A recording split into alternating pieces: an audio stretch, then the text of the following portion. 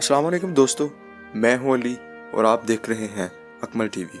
دوستو، آج ہم آپ کو ایسے 5 مسلمان سائنسدانوں کے بارے میں بتائیں گے کہ جن کے کام کی وجہ سے آج سائنس نے بہت زیادہ ترقی کی، لیکن ان کا نام کہیں بھی نہیں لیا جاتا۔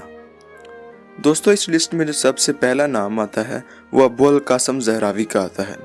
دوستو، ابو القاسم زہراوی اندازاً 936 عیسوی میں قرطبہ میں پیدا ہوئے اور ان کی وفات 1013 عیسوی میں ہوئی۔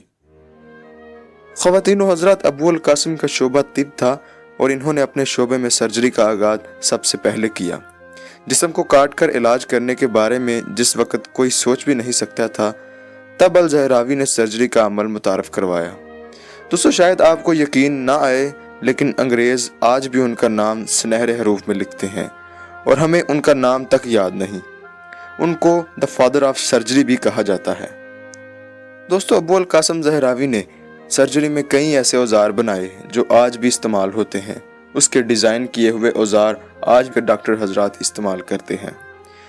دوستو، اس لسٹ میں جو دوسرا نام ہے وہ ابن الحشیم کا ہے۔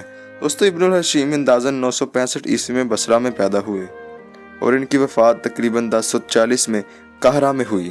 خواتین و حضرات، ابن الحشیم کا شعبہ بصریات، ریاضی، امراض الچشم یعنی آنکھوں کے امراض کا تھا۔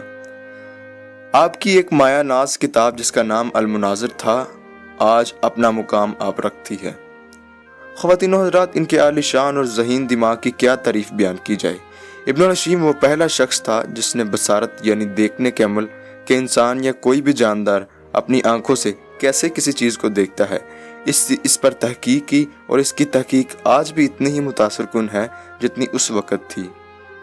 ان کے وقت میں ایک سائنسدان نے ایک نظریہ پیش کیا کہ ہماری آنکھوں میں سے شعاعیں نکلتی ہیں اور وہ جن اجسام پر پڑتی ہیں وہ ہمیں نظر آتے ہیں، مگر انہوں نے اس نظریے کا رد کیا اور کہا کہ روشنی جب کسی جسم پر پڑتی ہے تو یہ چاروں طرف پھیل جاتی ہے، اور جب یہ کسی جسم سے ٹکرا کر ہماری آنکھوں میں داخل ہوتی ہے تو یہ ایک تصویر بناتی ہے۔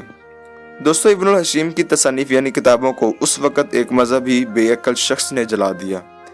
اگر آج وہ کتابیں ہوتی تو شاید دنیا اس سے بھی زیادہ تیز ہوتی۔ میں ان کے کاموں کی اگر بات کروں تو یہ ویڈیو بہت لمبی ہو جائے گی، میں اس کے اوپر ایک الگ سے ویڈیو بناؤں گا۔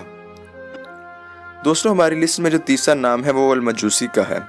المجوسی 920 عیسوی میں فارس میں پیدا ہوا اور وفات تقریباً 994 عیسوی میں فارس میں ہی ہوئی۔ ان کا شعبہ طب و نفسیات تھا۔ دوستو، المجوسی ایک نہایت ذہین انسان تھا۔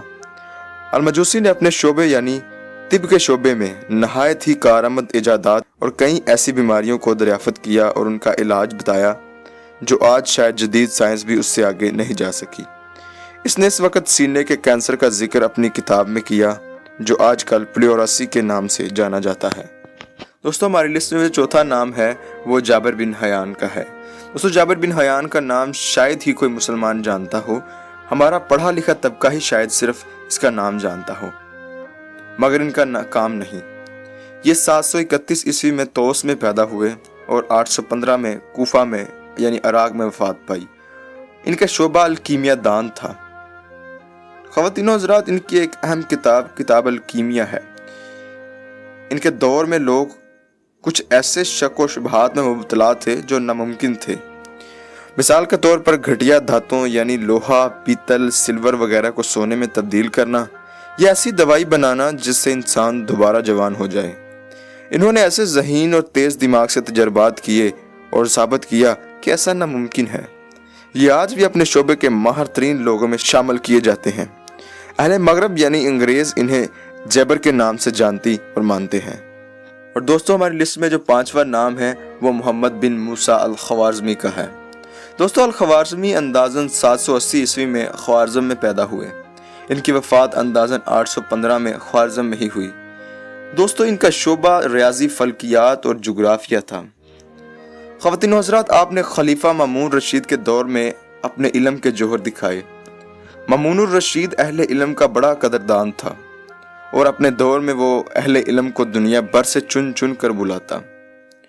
الخوارزمی کی زندگی میں ایک اہم کام خلیفہ مامون الرشید کا تھا، کیونکہ مامون نے الخوارزمی کو کام کے لیے جگہ دی اور اپنے دربار میں عزت بھی دی۔ الخوارزمی ہی وہ پہلا شخص تھا جس نے ہندسے اور ریاضی میں حساب کتاب دریافت کیا۔ آج ہم مسئلہ فیثاغورس تو پڑھتے ہیں مگر کوئی الخوارزمی کے بارے میں نہیں بتاتا۔ دوستو، آپ کی ان 5 گریٹ سائنسدانوں کے بارے میں کیا رائے ہے اور ان کے نام اور کام کیوں چھپایا جا رہا ہے، ہمیں کمنٹ میں ضرور بتائیے گا۔ دوستو، اس ویڈیو کا مقصد صرف یہی تھا کہ آج ہمارے بچوں کے نصاب میں ایسے سائنسدانوں کو داخل کیا جاتا ہے جو کہ صرف اہل مغرب کے سائنسدان تھے۔ دوستو، میری بات کرنے کا مقصد یہ ہے کہ ہمارے مسلمان سائنسدانوں کو ہمارے مسلمانوں کے نصاب میں کیوں نہیں داخل کیا جاتا۔